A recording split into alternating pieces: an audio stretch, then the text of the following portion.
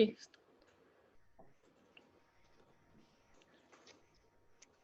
Good afternoon, everyone. Thank you for joining us at the Future of Health, Food, Energy and Water in Southeast Asia. My name is Angela and I will be your host for today. The Zayed Sustainability Prize is proud to present our first ever webinar in Southeast Asia, and we are looking forward to an insightful session with our lineup of industry leaders and sustainability innovators from the region. Before we begin, here are some ways that you can raise questions at any point in time during the webinar. These buttons you see here are at the bottom of your screen. If you have a general question about the prize and how to participate, please click on live chat and type your question in the chat that appears on your right. Our team members will get back to you there. If you would like to be unmuted to ask a question specifically for the panel, please click raise hand and we will unmute you to ask the panel your question. If you prefer typing out your question for the panel, click on Q&A and type your question in the chat. The panel will receive the questions directly and they will answer you when there's time. We hope to hear from all of you and we shall now begin the program. In the time of a pandemic that has destabilized our reality, we have seen how innovation, creativity, and the human spirit have overcome challenges. These values are the core of the Zayed Sustainability Prize, which recognizes innovative solutions in sustainable and humanitarian development across the sectors of health, food, energy, and water.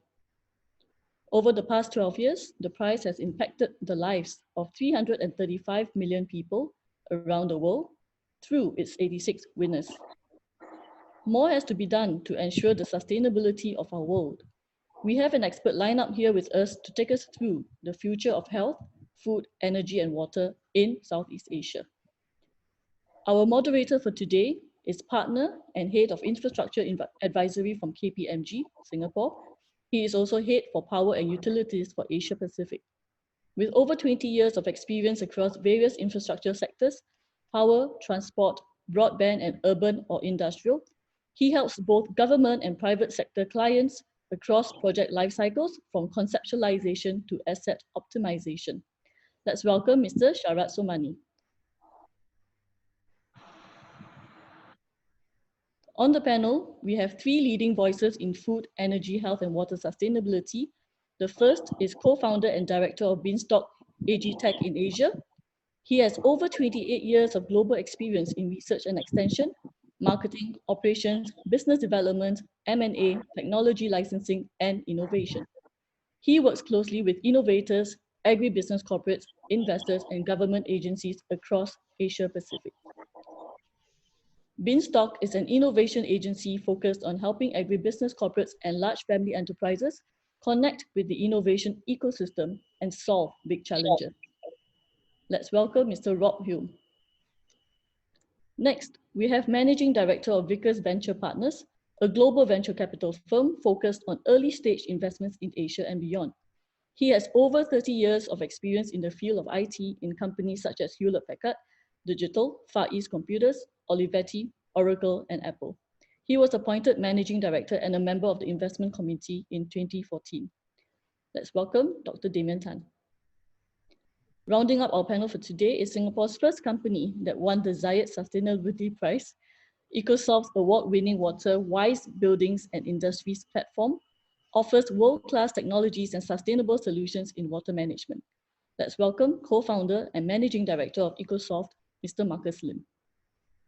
We are excited to hear his perspective as a previous prize winner and how ECOSOFTT has continued to transform lives since winning the prize in 2019. I will now hand over the floor to Sharad, our moderator for today. Sharad, please. Thank you. Thank you very much, Angela. Good afternoon, all. It's lovely to see so many people dialing in. We have more than 116 people who are online, and I'm told that a number of school students are also joining. So welcome, welcome to everybody. As Angela said, it's a great honor to be talking on this first ever webinar in Southeast Asia by Zayed Sustainability Prize. And it was quite delighted to know that it has impacted the lives of more than 335 million people, Angela, right? That's what you said. As well as they've got more than 80 prize winners who are impacting the world with the innovation and sustainability solution, which is the need of the hour. So as Angela said, I'm with KPMG and I lead the infrastructure and sustainability practice. Infrastructure and sustainability are quite closely linked to each other because infrastructure has the biggest impact on the economy and the social life of people. And infrastructure probably can make a huge difference in terms of environmental, social, and governance aspects of projects. Before we start and discuss with the esteemed panel, I wanted to set some background on where we are, given the theme of this webinar today, which is Future of Health, Food, Energy, and Water. As all of us know, these four parameters are extremely important component of the UN Sustainable Development Goals, which envisages achieving 17 objectives by 2030.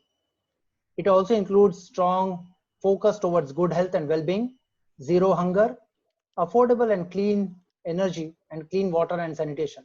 And I'm delighted to note that the experts on our panel today have been passionate about healthcare, water, energy, and food.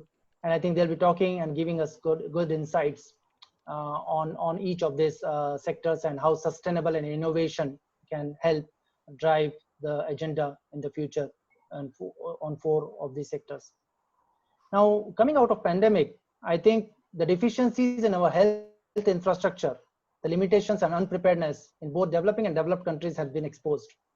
What is the kind of innovation, disruption, investments we can expect in the healthcare sector is something we will discuss today. On food, as we know, there is enough and more food getting produced in the world, but still parts of the global population are going hungry. And this is primarily because potentially our inability to take the food to the right geographies. And this is where Rob's involvement and initiatives will be quite insightful to look through. The third challenge is the energy transition. Renewable energy has become a very, very important part of our lives. In fact, 2019 was the first year when total renewable energy capacity addition globally exceeded the fossil fuel-based energy additions. This is quite a tipping point for the sector, and we believe that going forward, renewable energy and energy transition will be playing a very, very important role as we move towards clean and low carbon environment. And finally, water. Marcus is our first ever winner on the water side from Singapore for the Zayed Sustainability Award. And he will throw insights on how water is such a critical component as we get more and more urbanized and availability of water becomes a challenge. So what does the future for Southeast Asia hold?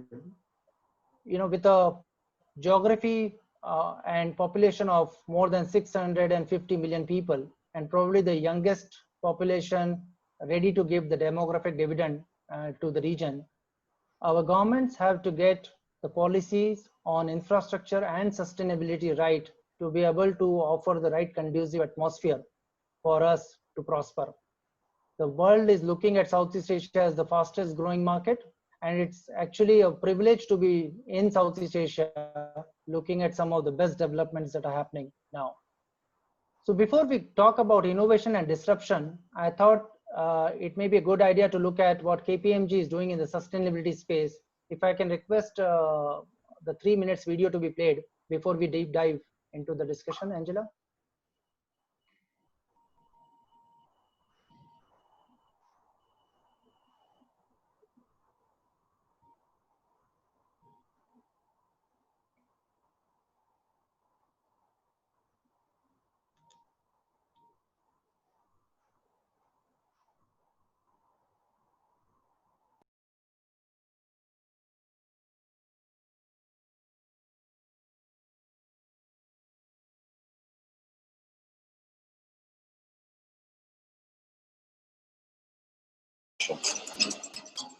First one, and the one that's probably the most commoditized, is that corporates are replacing their brown power needs with green power solutions. The second one we're seeing is where we're looking to do something really productive and different with our waste. The third area is energy efficiency. It doesn't get spoken about enough or discussed, but it is actually probably the easiest solution.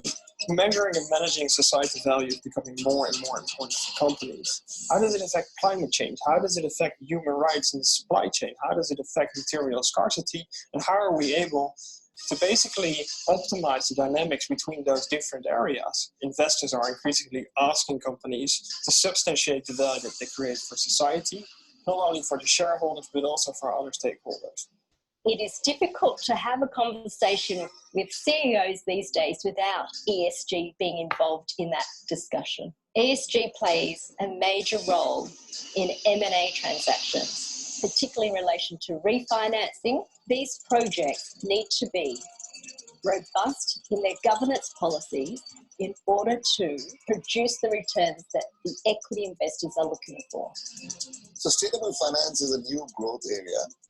The key thing in the sustainable finance is to mitigate the risk. If you mitigate the risk correctly, you introduce regulation in the right way, sustainable finance will come. Most of the governments now, especially in Europe, are forcing people to do sustainable finance related deals. They're incentivizing people to do it. But a new avenue which is growing is the sustainable loans. Banks will give you a better interest rate if your parameters for sustainability are met, and if they're not, you'll be penalized. Going forward, for it to grow, you need to look at it holistically, and you need to look at the proper risk mitigation of the project. We at KPMG, we want to be part of this transformation. For that, we brought together our infrastructure and sustainability practices. We want to see a world where governments, investors, our clients in general, they make decisions based on the wider impacts that projects create to the communities and the environmental impacts of such decisions. The success or failure of nearly 3/4 of the Sustainable Development Goals depend on infrastructure. And KPMG is working with businesses, investors and asset owners all over the world to help them plan, build, maintain and operate infrastructure in a way that is environmentally sustainable, socially impactful and resilient.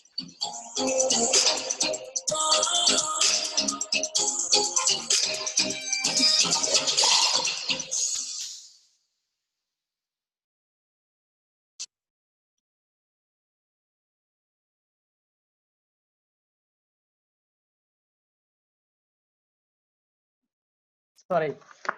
So environmentally sustainable, socially resilient, and impactful are the themes that we see when we look at sustainable development goals and ability for us to innovate. So with that introduction, let us quickly get into our panel members who have a lot of insights to share with us on the areas of topic to be covered today. If I can start by inviting Marcus to give a quick background of his passion in water sector and how it has facilitated him to win the Zayed Sustainability Prize last year. Marcus. Thank you, Sharad. Pleased to join all of you for this panel. A quick brief about ECOSOFTT. We are an organization that provides solutions for buildings, living communities, and industries. Our work happens in both developing countries and as well as in places which are more developed with advanced water infrastructure, such as Singapore and Hong Kong. But the fundamental challenge about water remains the same. Right? We're looking at ways in which you can increase the supply of water. We're looking at ways in which you can ensure a right level of quality for the water users. We're looking at ways in which we can eliminate the pollution coming out from wastewater so we can protect rivers, lakes, and other water sources. What we do as an organization is to provide a set of solutions that enables these living communities, buildings, industries, hospitals, schools, villages to become sustainable on water by harvesting water, by conserving the use of water and by recycling and reusing wastewater within the premises. And more and more, we're looking at wastewater as another resource that can complement the water needs. In Singapore, we have now used a term called used water rather than wastewater. It's because now we're getting into the mindset that water is a resource that can be used and reused over and over again. So new water will be an example of reuse of water, but there are many other ways in which we can reuse used water within the buildings itself, within the industry, even within the village. So for example, water that comes up from the toilets can be recycled and it can be used for gardening. It can be used for flushing the toilets again. It can be used for the air conditioning system. So we got lucky. We won the Zayed Sustainability Prize in 2019. The whole process has been very fruitful and very educational for us. The process of filling up the application form in itself was a good experience to stretch our thinking. And through the network and resources that has been provided by the prize organizations, we now network with innovators from around the world that are trying to address common challenges in sustainability. Back to you, Sharad. Thank you. Thank you, Marcus. You are very, I must say, modest to say that you got lucky, because I know that the evaluation parameters for this prize are extremely robust, in the sense that they look at the idea in terms of technology, the impact in terms of society, and the inspiration in terms of what you want to do with the prize money. So we'll talk a little bit more about that when we get into the detailed panel discussion. Meanwhile, if I can invite Rob to talk about his passion and what he's doing in the agri-food space, please, Rob. Thanks, Sharon. Yeah, so I guess my passion for food and agriculture stems back to my childhood.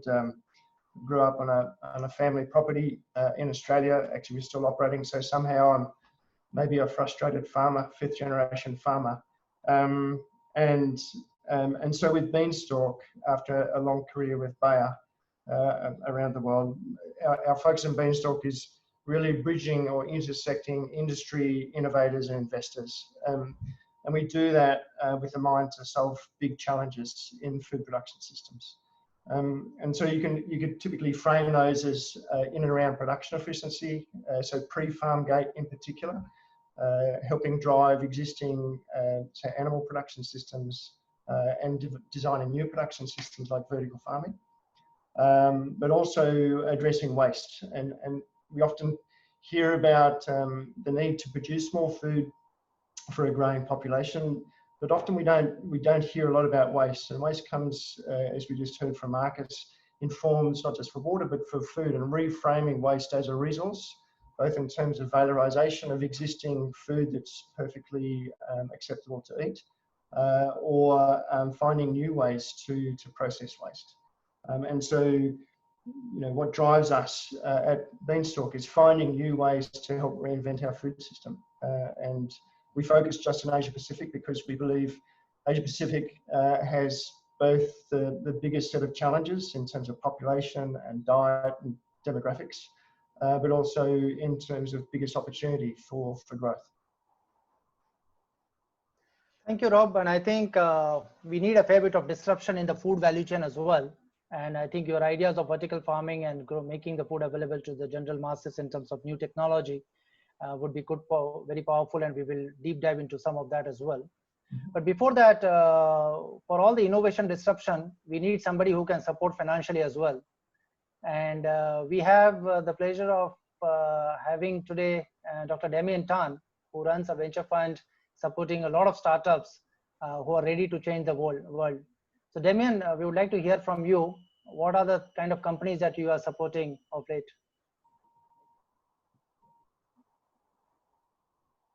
You're still on mute, Damian. Go ahead. You're right. Yeah, from a health perspective, you know, human health and human longevity is an absolute priority for humanity, and it's been very successful. Humans have continued to live healthily and productively longer. So, if, for example, in Malaysia, there was an election, and Prime Minister Mahathir at 93 years old was elected in Malaysia. When just a couple of, just 100 years back or 150 years back, people used to die at the age of 40 and 50. So longevity and health span has increased. So what human face right now is not death from pathogens, but things like diabetes and cancer have afflicted humanity in a big way. So and as we get older, then Alzheimer's starts to creep in, and Alzheimer's could become an epidemic in aging populations around the world. So we are looking at medicine in areas such as that takes care of this kind of diseases like cancer, diabetes, Alzheimer's, so that instead of humans being a burden when they have been afflicted with such diseases, that they can continue to be medicated and contribute back to society. And that changes the world economics in a big way. Okay. Thanks, Damian. Thanks for that. And indeed, healthcare is going to be one of the biggest challenges for a lot of countries as the population ages. And we'll talk a little bit more about some of the innovative stuff happening in the healthcare sector. I'm delighted to know that some of the questions have started coming in. So I encourage all the participants to write questions for the panel in the Q&A box, and we'll pick it up as we go along.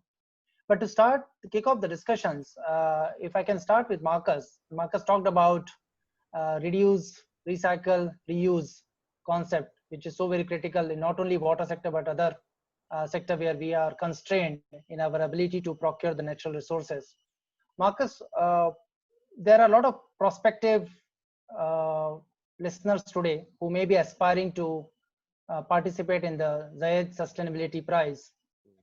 Do you have any guidance for them in terms of how can they prepare? What kind of innovation is what this prize is looking for?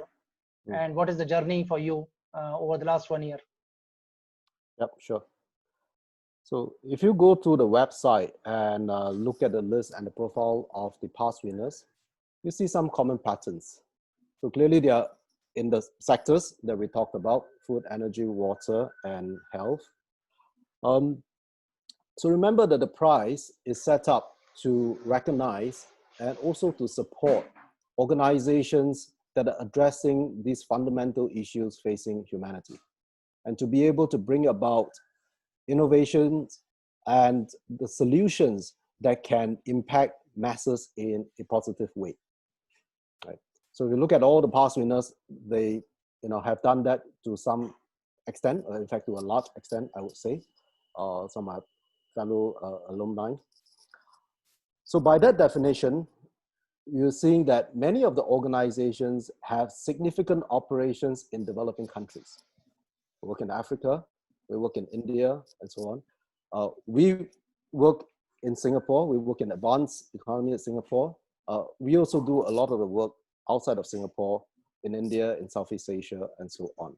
And I can say with some confidence that we wouldn't have won the prize had we only stayed as a Singapore company. What made an impact was, from what I can gather from the organizations, was a lot of the work that we do in India. In fact, there was a video they produced about us. And in that, we gave them a few options. Film our work in Singapore, film our work in an Indian city, film our work in an Indian village. And they chose to film the work in the Indian village. So that says a lot, about what the organizers are looking for. So this is really not a prize for organizations that can generate the highest IRR or the highest valuation. This is really a prize to recognize innovative solutions that can bring about positive change for people In developing countries, people at the bottom of the pyramid, people who are facing fundamental challenges in life. Right, right. I think well said on that, Marcus. And I think when the theme of the prize is looking at the idea, the impact, and you're right, the social impact is a key consideration. And in fact, all the sustainable development goals that have been identified are actually talking about making good quality of life available to the world population.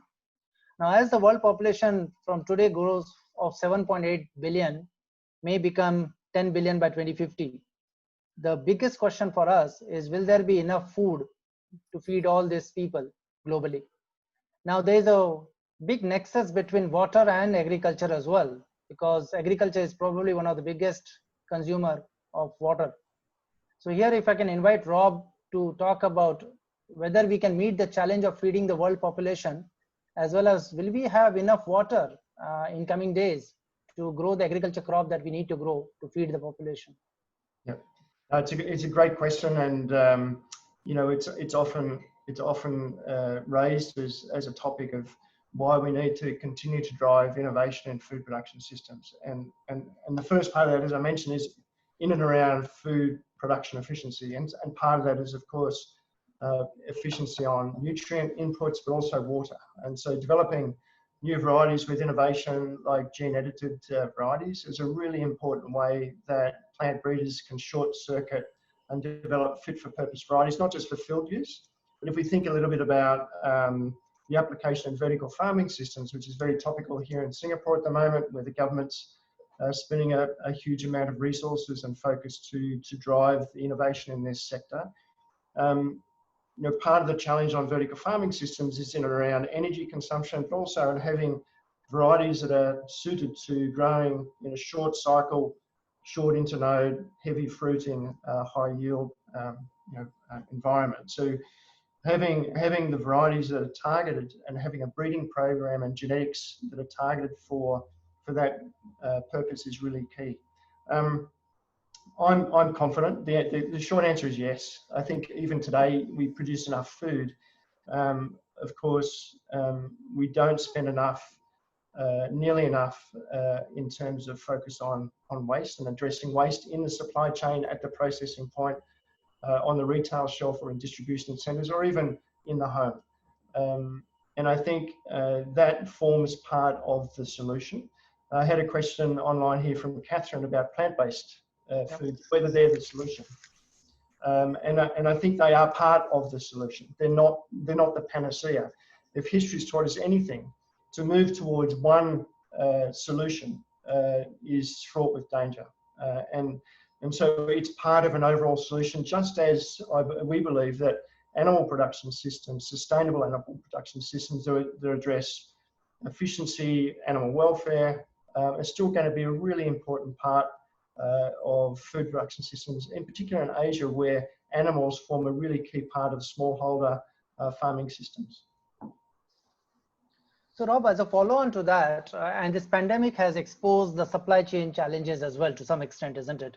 And some countries have been talking about self-reliance, food security. In fact, Singapore, we are having our own thoughts on how to have a little bit of self-reliance, right? So that we can sustain should the supply chain globally break down. Mm-hmm. Is that a key consideration? And do you expect some kind of disruption, innovation happening in the food security and supply chain aspect as well? I think it's happening now, right? It's a little bit like my rubber band theory of COVID, where, you know, if you stretch a rubber band, you will break it. So in that regard, you stop doing things. You stretch a rubber band and you might start doing things, or maybe it goes back and you keep doing the things that you were doing before. And so what it's doing is reframing a new normal. And I think what we can all agree is that there is no actual return to the normal that we had even 6 months ago. There's nothing like a black swan event with COVID to highlight the fragility of and the complexity of our food production system. We knew it was complex, but in the scope of supply chains and delivery, particularly for those countries like Australia, which are heavily export oriented, it showed a real break in that supply chain. My concern is that we're still going to see more disruption coming. across food supply chains, because whilst we had some immediate impact for supply that could be supported by warehousing, you're finding farmers across Asia Pacific have disrupted planting, breeding, genetics, and so this disruption, trying to forecast food supply and food demand. Also, we see that in processing in North America with Tyson Meats and the meat factories. This is going to continue. So businesses that can adapt and forecast more accurately are going to win. If I can just ask, is Impossible Burger a sustainable thing or not? Look, I think Impossible Burgers come in for quite a bit of criticism, along with Beyond and others. My view is that, you know, we should give them credit for leading the charge in terms of moving mainstream consumers, not we're not talking vegans or even vegetarians, but mainstream consumers with a product that offers choice around taste at a price point that enables switching. So it's more, my view is it's more addressing the flexitarian, the growing mainstream flexitarian segment, where we're eating less meat, smaller portion sizes, but probably higher quality. And that's one way, also in the Eat Lancet report, that they identify that we can work together to address the issues in and around animal protein production and the demand on that. Yeah, thank you for that. So Damian, I think coming to you, and you raised a very pertinent point about aging population, life expectancy going up. And I think well-being is a very, very important part of the sustainable development goal, where good health and well-being, instead of having lifestyle diseases, will be a critical enabler for aging gracefully. Do you see a fair bit of innovation and disruption happening, particularly in Southeast Asia in this space? For pharmaceuticals, innovations are very expensive, so it comes all across the globe. But in Singapore, we have a company that's called AWAK, and they make a portable dialysis machine. And that's very important because the people who are in, and that's Southeast Asia, Singapore grown, and that helps kidney patients, instead of being plugged in to a device on the wall or in the hospital, they can now actually move about with a portable kidney dialysis machine about the size of a handbag. And now, instead of being plugged in 5 to 8 hours frequently and being very immobile and unproductive, you can say it's like a chain. They are now able to move about and contribute back to their life and participate in life like they never did before. That's very empowering for them.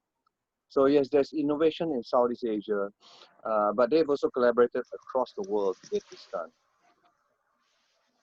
With the COVID-19 hitting mostly the older population to a great extent, do you think it will lead to a big rethink on how we manage our healthcare infrastructure and healthcare delivery?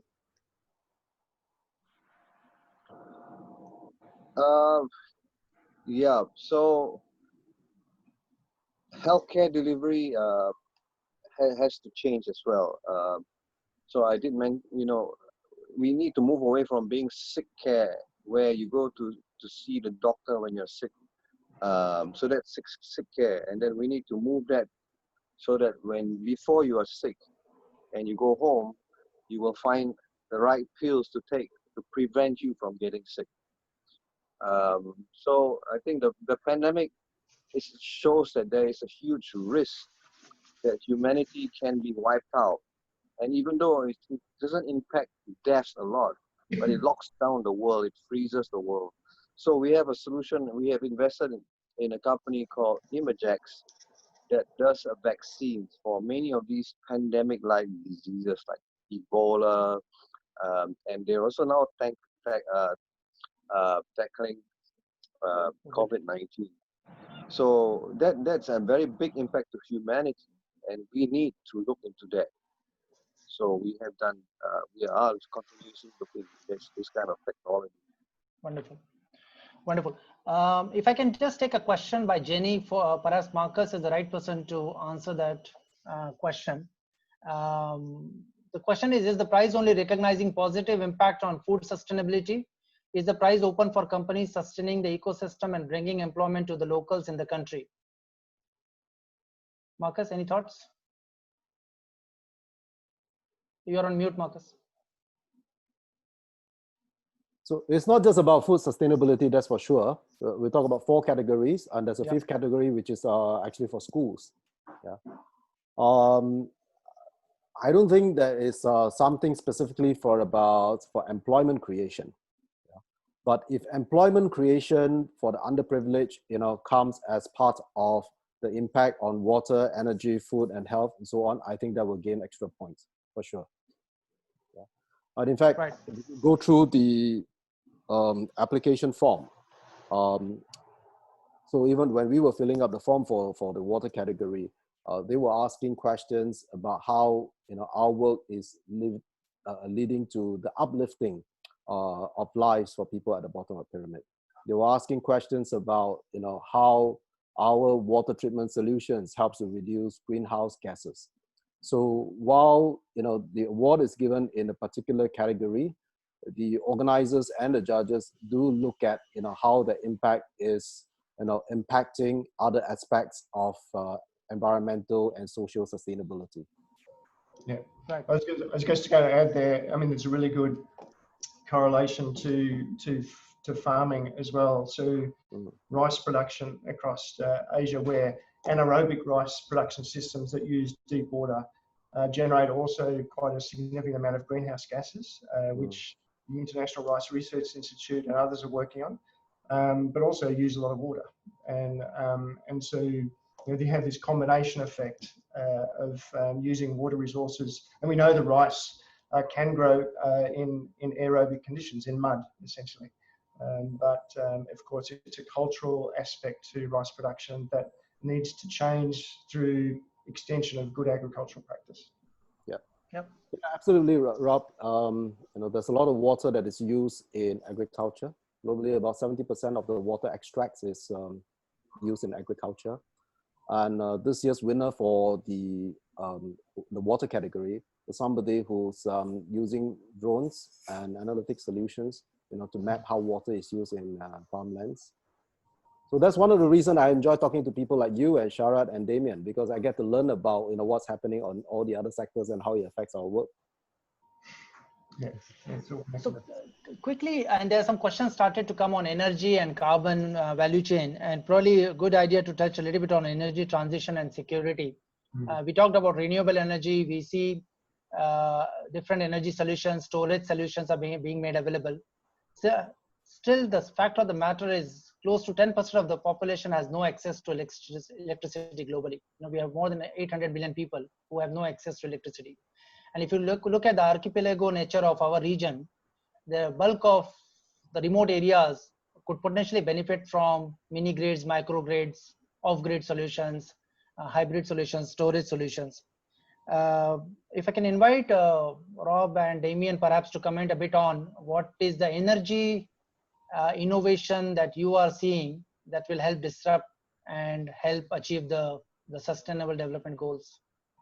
Yeah, so we're working on a project here as part of a consortium with the PUB, Public Utilities Board in Singapore, on a waste to energy project. It's quite interesting because it's not just looking at typical waste streams around plastics, but it's also organic waste. And so whilst that's a big infrastructure project, but also thinking about how does that translate to microgrids and smaller energy or disparate solutions. And I think Jin asked a question here about what technologies can you scale, but on a rural or regional level. And there are an amazing groups of technologies around waste treatment, mechanical and enzyme-based degradation and biogas retention that can be actually taken to villages and communities. And I think having the investment community with an eye to that, and there is a huge investment, increasing investment, focusing impact investment. ABC World are a good example here in Singapore, where there are focus areas to help, with the adoption and scale of those technologies. Yep. Damian, anything from your side on the energy security and energy transition?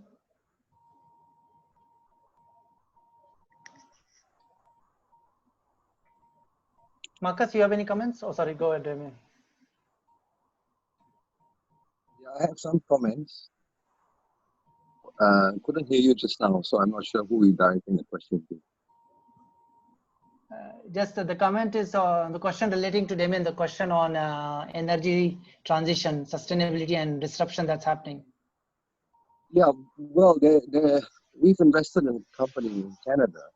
It's called EVA, and it allows us to obtain energy from geothermal sources. But you can drill it anywhere. There's no limit to where you can drill. You can drill it in your backyard. So they have a technology that allows you to drill down and get heat out from the earth free of charge in that sense. So it's very sustainable and it's very consistent.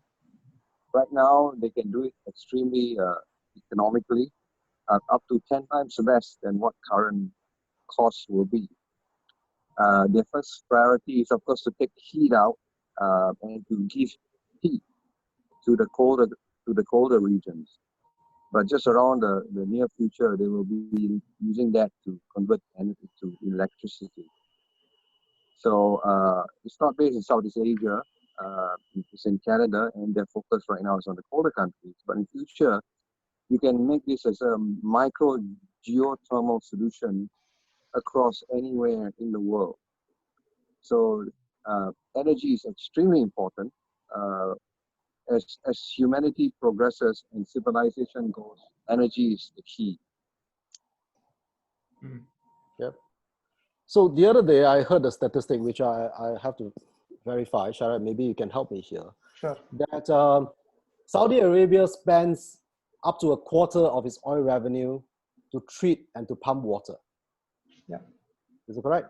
That's right. Maybe Yeah. now, that's correct. Now with the decline in oil prices, maybe that fraction will go up. Percentage will go up even more, right? But that shows the extent of the problem, right? It's clearly a lot of energy is used in water treatment, especially in desalination. A lot of wastages is happening there, but a lot of energy is also used a lot of water is also used to produce energy. That's why they also use so much of it, right? So there is a lot of opportunities to look at this water energy nexus and water energy food nexus, right? Clearly, from people in the water sector, we need to find more efficient ways to treat that water and make the water available for use. There is enough energy in the wastewater, in sewage, to power wastewater treatment plants themselves. In fact, more than enough. It actually will have access if you can actually harvest all the energy potential inside there. Yeah. And we see more and more what is coming through in organizations that are, for example, adopting solar solutions and rooftop solar in particular. They're also looking at ways in which we can recycle and generate water within the building itself. So if you think about that, right, solar power is a decentralized form of energy generation. And in that sense, water is moving that same way. We have decentralized generation of water for recycling. And now with this urban farming stuff, I would argue that that is also a decentralized form, of food generation. Yeah, no, I agree with that. I think if you think about the old copper wires for telecommunications and that infrastructure and how that's, it's been sort of bypassed. I can't help but think that in the future that energy grids are going to be replaced by microgrids, which are remote and disparate, and that whilst wind and different forms of solar tidal flow, etc., are augmenting that. Still having base load with which to have some security, particularly for industry, for heavy industry, is going to be important. So, you know, I like, you know, the discussion around hydrogen and where that's going. It'd be great to see that run faster, so that we're not digging stuff out of the ground. Yep. No, I think, and some of the countries, including Singapore, Japan, Australia, are on the forefront of doing plans about hydrogen. We hope that green hydrogen will be a reality in the next 5 to 10 years as it hits cost parity with our other fuel options. But one of the encouraging signs is, I think UAE is no different. UAE has set up more than 2 gigawatts of solar in the last 5 years. Closer home in Southeast Asia, Vietnam has set up 3 gigawatts of solar. And with the solar renewable energy pricing almost close to grid parity in terms of other fuel comparison, I think we will see a burst of renewable energy that will actually help the nexus of agriculture, water, energy transition, and potentially helping with healthcare as well. Now, there was an interesting discussion that we had yesterday about how in the last 20 years, some of the top companies in the world are technology companies. The question is, there are a lot of students attending the webcast today. In the next 20 years, can you look in your crystal ball and let us know which industry sectors would be in the top 10 most valued companies in the world? So Damian, perhaps we start with you. Yeah, thanks for that. Yeah, 20 years, just look 10 years ago. It's quite simple. 10 years ago, the top companies were banks and oil companies. And today it's Google and it's Microsoft and so on. So Google and Microsoft are tech companies. They were very high, deep technology 10 years ago. And they are venture-backed. So venture-backed companies, deep tech companies, they have been successful and they will continue to be very successful. So in the next 10 years, there will be a lot of changes.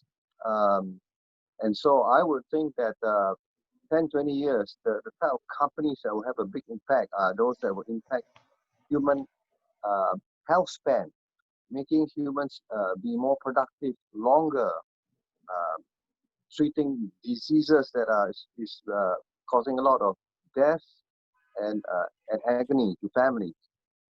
So those are the kind of companies, things that can do cure cancer, biotech companies, biomedicine, technologies that allow us to see smaller with less radiation. Right? So we have companies that can give X-rays at 1,000 times finer resolution with 100 times less radiation poisoning. So we are able to see smaller. The smaller we can see, the more empowered we are to understand and fix things. So those are some examples of technologies that will make a big impact in the world in the future. We have a company that is also on biodegradable. So they make plastics out of natural organic oil derived. So the company is called RWDC, and they make plastic disposables. And they actually won the Singapore Temasek Champion Prize of about close to $1 million for their disposable straws. And that straw, if you throw it into the sea, it in fact is food for the fish. And yet it can pierce through your cup, and you can use it like any other straw. So these are the kind of technologies that are big impact to the world, and you might see them around in the next 10, 20 years as leadership companies. So one prediction I can make with 100% confidence is by 2040, Singapore will have all electric cars on the road. We will be doing away with the internal combustion engine cars for sure.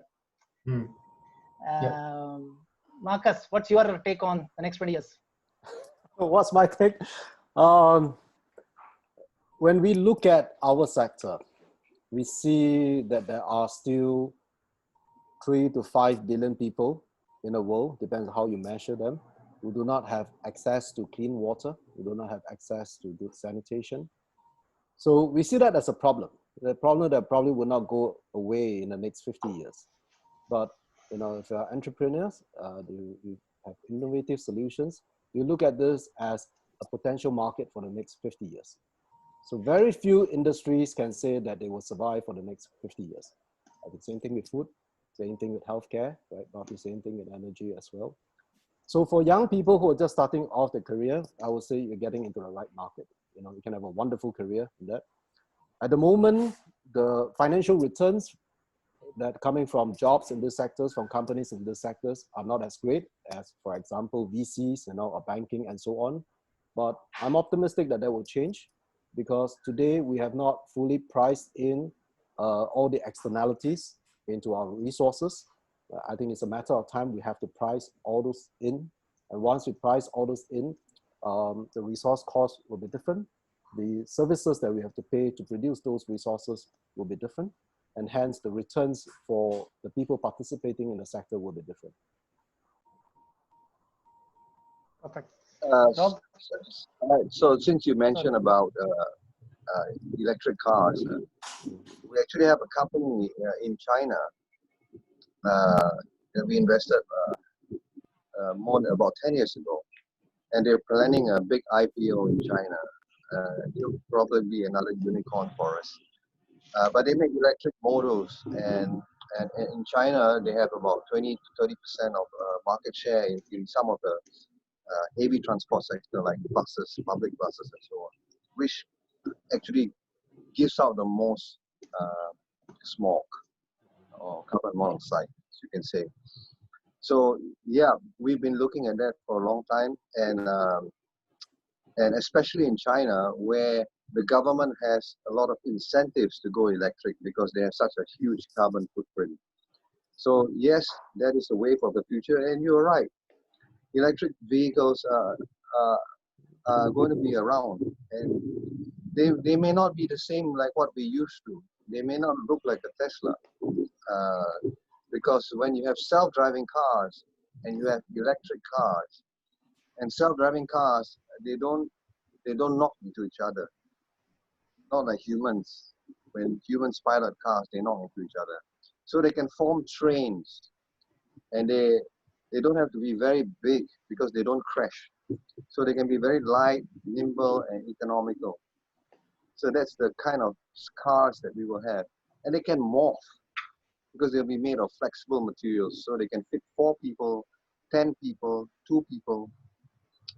And they appear like they're your cars, but because they're self-driving, when you enter and you leave the car, it disappears. You go and serve somebody else. But when you want it, they will know it, and the car will come back and pick you up. So that's the kind of technology of the cars in the future. Perfect. Rob, anything from your side?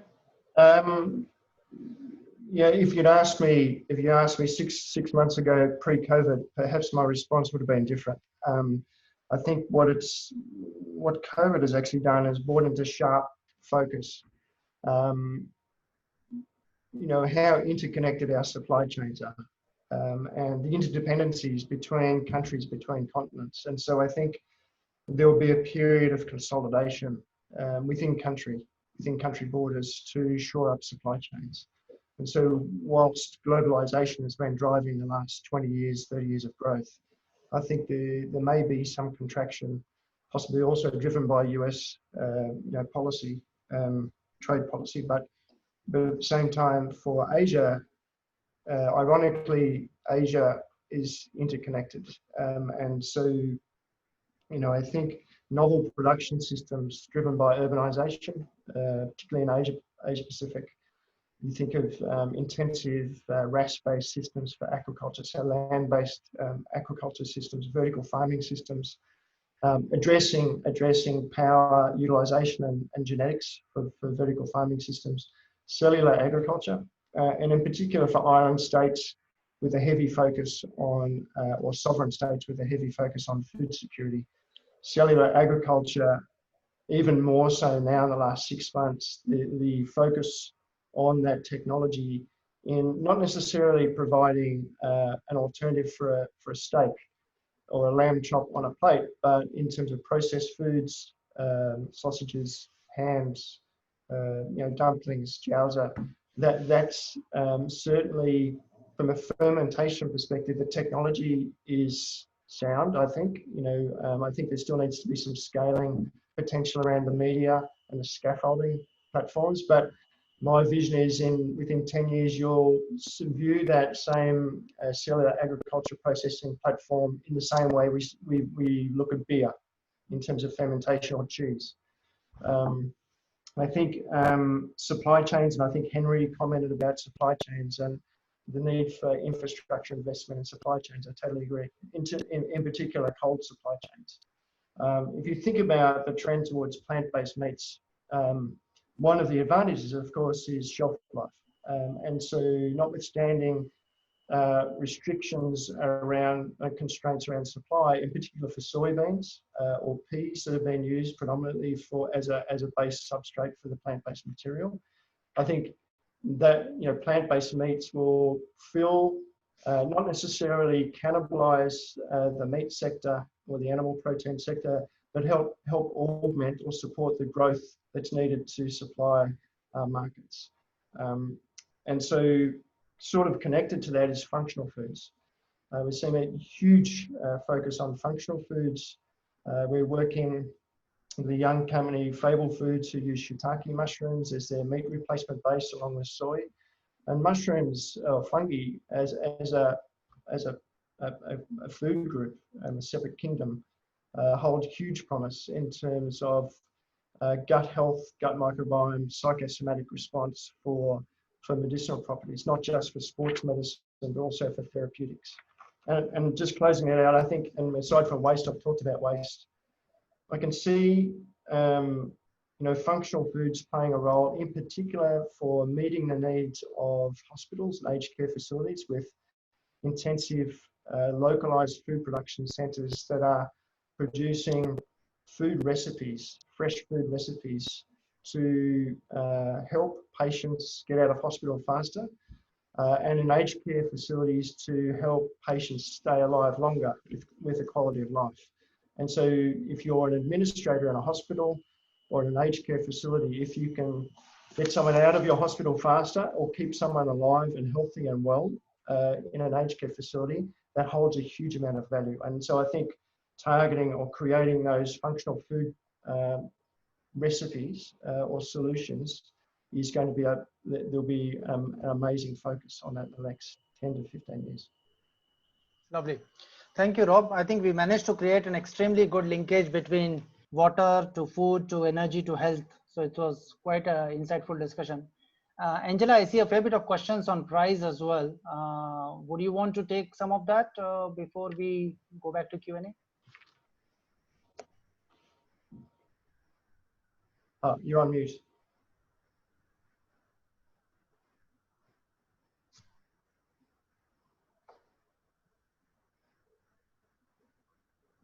No, still on mute. We can't hear you, Angela. Oh, sorry. Microphone on.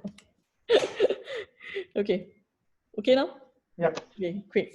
Okay, thank you, Sharad and panelists. Before we move on to the final FAQ section, I know there are a lot of questions from the floor, but a lot of questions also pertain to the prize itself. We want to go through the presentation on the prize so that we can answer some of those basic questions. Okay. So the Zayed Sustainability Prize, the closing date is 11th of June, which is quite soon. It's next week. We've been promoting it for about 2.5 months in Asia right now. The close will be 11th of June, around midnight Singapore time, for those of you who want to take part. And the prize ceremony will be in January 2021. That's the reason why the prize is called the Zayed Sustainability Prize 2021. Okay, so the prize funds up to $3 million every year, and we award one winner per category, $600,000. This is a global prize. So for ECOSOFTT to win the water category, he beat all the other water companies across the world for that year. Okay, so it's $600,000 for one of the categories. And for schools, there are 6 regions, of which each region, one school will get $100,000 to implement their sustainable projects. Okay. The health category is open to organizations empowering people by providing access to affordable healthcare. So this would include things like improving maternal and newborn health, tackling epidemics, very relevant right now, right? The food category is open to organizations with solutions that ensure the sustainability of our food system. So it will be things like ending hunger and malnutrition, ensuring sustainability of agricultural productivity and distribution systems. The energy category, sorry, am I now at the water category or the energy category? I can't really see the screen. Energy. Okay, energy, right? So the energy category is open to organizations empowering people by providing access to energy and energy efficient systems. So this will be things like ensuring energy security, right? Improving energy efficiency and infrastructure. And then the last category, water. Water is open to organizations empowering people by providing access to clean water, sanitation, and hygiene. So these examples will be ensuring access to water, sanitation, hygiene, improving water quality and water use efficiency, as well as protecting water-related ecosystems. Okay, this prize is open only to SMEs and NPOs, non-profit organizations. For the definition of an SME, refer to the definition by your own country. In Singapore, the definition is you must have less than 200 employees and your overall revenue for 1 year is less than 100 million Sing dollars. Okay, other countries would have different criteria, but we know for Korea, 5,000 staff or 500 staff is the benchmark, but over in Singapore it's 200. So if you have companies in 2 different countries, then of course choose the one that would fit your eligibility criteria. Okay. For high schools, the prize awards 6 geographical regions: America, Africa, Middle East, North Africa, Europe and Central Asia, South Asia, and East Asia and Pacific. So the 100,000 is awarded to each school with the most innovative sustainable project. There was a question just now by a lady called Ume, right? And the categories that you have to take part in for schools, right? There is no specific category, right? It could be as simple as installing a solar rooftop, you know, or starting an eco garden in your school. It's basically to teach students about sustainability. The prize targets the high school category. So the children tend to be in the ages of maybe 9 to 16, you know. Anything older than that, if they are in tertiary and they are in vocational institutes, then the prize says that they would have a distinct advantage over the rest of the schools, right? So they would then encourage those to work with companies to apply under the 4 categories. So for the schools, you can submit any project. The project will be administered by the school. The school will get the $100,000 to administer the project, and the children will be the ones running the project. So the ideas should be from the classroom, from the school kids, okay? So if you're looking to win for your project, please remember that submissions close on 11 June. You have about a week, right? And these are the details for you to apply. Okay, we will now move on to the Q&A section. If any of you find that you want to ask a question instead of typing it in, please click on the little hand icon next to your name in the chat box. Then we will unmute you so that you can ask your question to the panel. Okay, back over to Sharad and the rest of the panelists. Thank you, Angela. That's lovely. So I'm sure a lot of companies are excited to participate in this amazing Zayed Sustainability Prize. Do we have any questions or any hands being raised for people to ask questions directly to the panel members? We have some in the Q&A box, so maybe we could answer those first. Yeah, so I think there's a lot of focus on food, huh? So Rob, you are the star, man. I was just answering one actually in and around, you know, how plant-based proteins and cellular agriculture will shift purchasing behaviours. and I think it's largely driven by the city or the country that's driving that investment. And in the case of Singapore, for instance, because it's an island state, because 90% of the food is imported, it's obviously a big area of focus for further investment. In fact, it forms one of the 3 pillars of the Singapore food story and their 30 by 30, which is 30% of food by 2030 objective.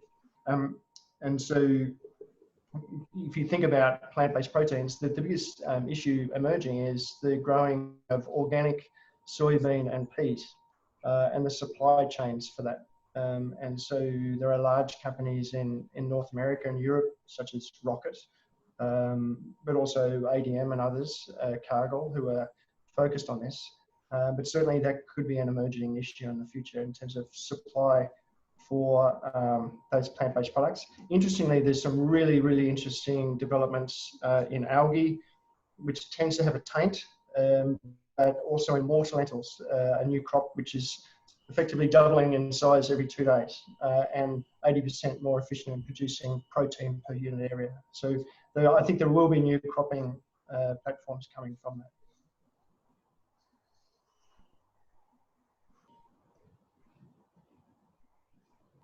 Okay, thanks. That's good.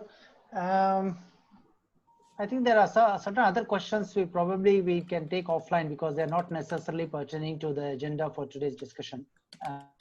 Of course, Angela, there is a request to extend the deadline. I'm not sure whether it's possible to extend the deadline of 11 June. No, the deadline was already extended. It was already extended once. The original deadline was 15th of May. Okay, so they decided to extend it because of the COVID situation, but they've only extended it by 1 month to 11th of June. This is a hard deadline because this is a global price. So unfortunately, yeah. But we figured that most companies would already have a business plan, you know, so it's just putting it together into the online form. And the only thing that you probably need to do different is create a video. Yeah. I think we have two people who have raised their hands, a Sharif and a Carmen. Yeah. So, I was just going to say, I think there are lots of schools who have amazing projects around food waste, energy, solar panel. So, if they, and I think they actually have them written up as projects. So if any of the schools are listening in, framing that up hopefully could be easier, particularly if the schools are coming back now. Yeah. Excellent point, Rob. I think we should encourage more schools to participate. So somewhat different criteria for the schools as compared to the other categories. For schools, the criteria is based on what they plan to implement. Whereas for food, energy, water, and so on, it's based on what people have already done, mostly. Yeah, totally. I think sometimes they have some great ideas. They've done their test, they've tested it, and they just need to have something else to move forward. So I think that's a really good platform to apply. Right. Okay, perfect. So shall we get the 2 people to ask the questions directly? Angela, can we allow them? I'm trying to unmute them. Click, they're not unmute. Hello. Okay, cool. Hello? I think this is Carmen. Hello. Hello, yes. This is Carmen. Hi. Hi. Yes, hi. How are you? My name is Carmen, and thank you for this incredible opportunity. Well, just briefly, I think we kind of fall into 2 categories, so that's why I'm asking the question. We created a not-for-profit organization in New York State. And basically what we do is that we build urban farms in high schools. We develop a collaboration with the schools. We're not a school, but we work with schools. We identify a space on their campus, and then we build the farm. And the products of we train students so that they become adept at learning how to run a farm. And the products are provided to the school cafeteria and also to the neighborhood. The neighborhood when we work is a designated food desert in the United States, which means that they don't have any access to fresh products. So we not only train the students, in how to run a farm, but we also, all the products are provided to the neighborhood, donated to the neighborhood and to the school cafeteria. In addition, we started a small pilot program using culinary arts to teach students and neighbors how to use the products from the farm and cook healthy staples, you know. Yeah, so it's not as cool, it's not a school, you know, per se. It's a not-for-profit that partners with schools to build these urban farms and train the students, and the production component is completely donated to the neighborhood and to the school. Yeah, I understand, Carmen. Can I give you a suggestion? Apply under your company, under the non-profit for the food category.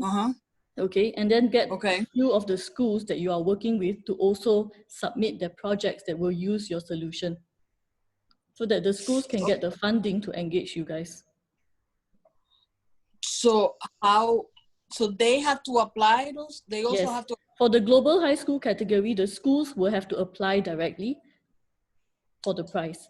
But what you're doing is that if you do this, then you're just increasing your chances of getting a consultancy project for this. You know, if you know like 5 schools in New York who want to take part, get them all to submit projects of varying degrees that use your solution. Well, right now I have two. I have one that we already have. It's on website and it shows what we have done in the last 2 years. But there are 2 other schools that will like to do it next. We actually have to stop our collaboration because of COVID. But I don't know. Carmen, Carmen, I understand. Essentially, your question is how to apply and which person to apply for this. So the answer is apply as an NPO yourself, a non-profit organization in the food category. And the second thing is to work with any of the schools to get them to apply as a global high school that will implement this project in their school. Okay. So 2 forms of application. Yes, correct. 2 separate applications. Okay. Thank you so much. Yeah, we move on to Sharif right now.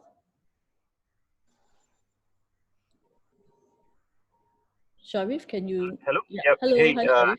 Yep, Sharif here. Sorry, I'm like driving while listening to this, so I just don't have the hands to type. But I just wanted to ask a couple of real quick questions. One is, so we're a Singapore-based company that's doing work in emerging markets. To give some context, you know, we're modernizing street food vendors and helping the bottom of pyramid have a new source of income, but in a legitimate and hygienic way. But the issue is that we're a pre-revenue company startup right now because we just exited a pre-accelerator program.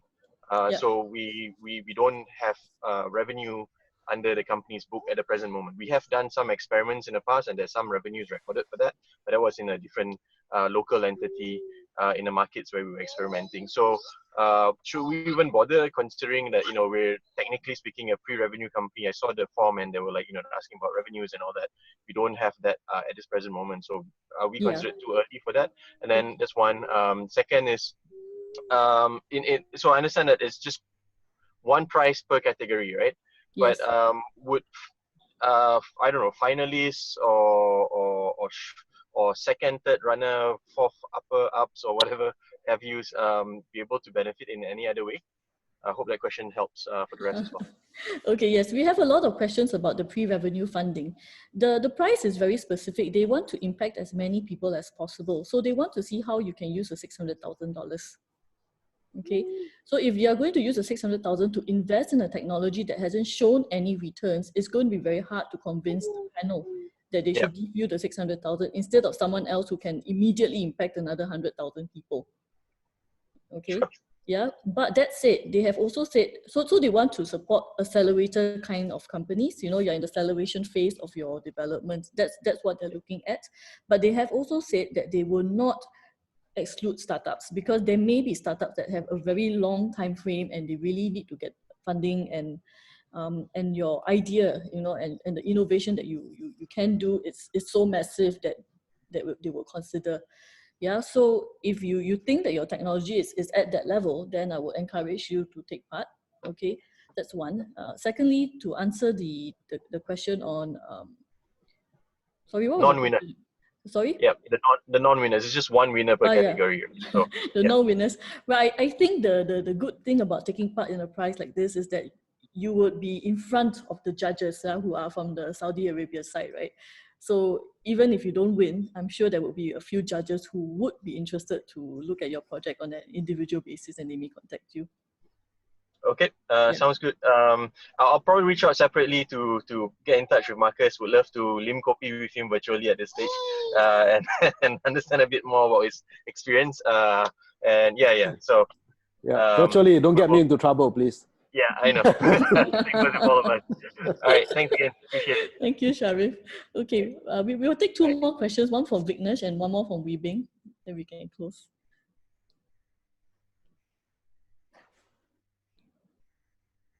Vickers? Hi, I think there's a misunderstanding. I didn't ask any question. Or did I actually submit something? Oh, you didn't ask. Okay, then No. we'll move on to Weebing then. Yeah, because you Okay, raised your thanks. hand there. Yeah. Weebing? Hi, can you hear me? Yes, we can. Yes, okay. Hi, no, I just want to check whether this prize, is it open to early childhood development, brain development for babies and children? I'm sure many of you, if you look at your circle of friends and family members, almost every one of them that you know has children in primary schools or in early childhood who are diagnosed with certain labels like autistic, learning difficulties, and so on. And there are some who are actually not labeled, but you can clearly see that learning is difficult for them. The ability to sit, focus on studying, and manage their stress, etc. These are things that we're seeing on a global basis, actually in most of the developed countries, that is increasing in occurrence. Even in our primary schools, despite having so many therapies, so much development in medical science, we are still seeing that this number seems to be increasing, and it cannot be just due to awareness. So is there something in this award that's catered for this category? Because it is clearly not the energy or sustainability stuff. Unfortunately, at this point, the categories are only 4, but what you're describing sounds like it might come under health. But then you will need neuro health, yes. Yeah. But it is more on the neuroscience rather than medical side. Yeah, but you see, health is a very broad category, Yes. and they don't limit you as well. So it's up to you how you position it in such that it can fit the category that they're looking at. Right. Yeah. And there has to be some kind of a measurable outcome, because when it comes to child development, it is not always easy to quantify. So it's usually a lot of them are just based on observations from the school teachers that, oh, he's able to learn better, he's able to manage his stress better, he stops hitting people when he's stressed up, he's able to protect himself, and so on. So these are not really quantifiable, but it's very qualitative outcome that you can see. Yeah, I guess the impact would also depend on how you set the parameters, right? So if you're right, it might be in 2 months you might not be able to see any impact, but maybe after a year of children going through this development, maybe 50% of them do better in school, you know, and then you track them for another 5 years and they do even better when they hit college or something like that. Right. So the parameters are really up to you to set. Okay. Yeah. Right. Thank you. Thank you. We have one question from John, which I would like to answer live. He asked whether the sustainability programs are open for universities and colleges. Yeah, I answered this question earlier. Universities and colleges have technical training in sustainability efforts. So the prize prefers not to award it to universities. They are looking at global high schools. So you tend to be children from the ages of maybe 10 to 16 years old. Yep. So universities, we will encourage you to partner with companies so that you can submit for the category under the 4 categories. Yeah. Okay. I guess that's it. So if we don't have any more questions, Shoko has a hand up since the beginning, so I'm not sure if Shoko wants to speak. Shoko, are you asking a question?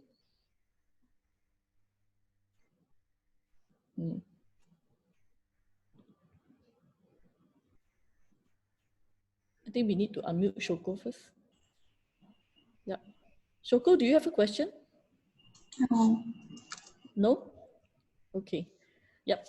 If you don't have a question, then we would come to the end of this webinar.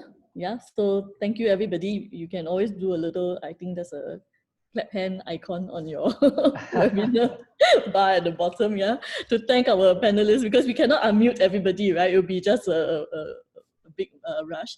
We also have some poll to ask you. So if you don't mind, please help us out by filling in the poll questions. We want to know how the webinar went, what we can do better. Okay, it's just 5 questions. And if you want us to contact you, please put in your email address. We will contact you and we will talk more about the prize with you. Yeah. At the same time, we will also play a video from the Zayed Sustainability Prize. In the event that you cannot take part as a company or an individual, you can still be part of sustainability. You can recommend people who are innovators in their field. They have this campaign called the #FindThePioneer campaign. So we're looking for pioneers in sustainability. So please help us recommend people if you know them, okay? So thank you everybody. Please answer the webinar poll. It will help us out. And we will look, yeah, Thanks, we'll Angela. see you guys again. So thank you to Sharad, thank you to Rob, Dr. Damian, thank you to Marcus, thanks for your time. Thanks to Rob, thanks Marcus, thanks Damian. Thank you Bye-bye. all. Thanks, guys. Thank you all.